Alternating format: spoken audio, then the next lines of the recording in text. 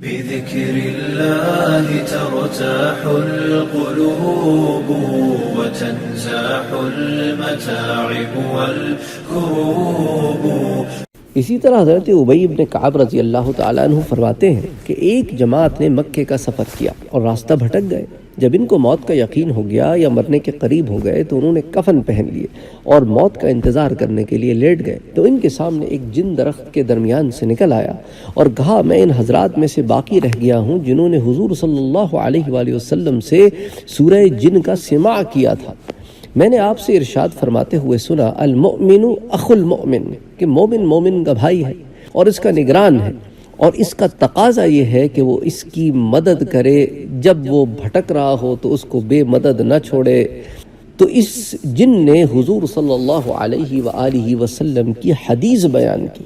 پھر اس جن نے ان حضرات کو پانی کا بھی بتلایا اور راستے کی بھی رہنمائی کی. تو دلائل النبوہ ہمیں امام ابو نعیم جو ہے اس کو لے کر آتے ہیں. تو یوں اس سے پتہ چلتا ہے کہ جنوں سے حدیث کی روایت بھی ہے. سبحان اللہ.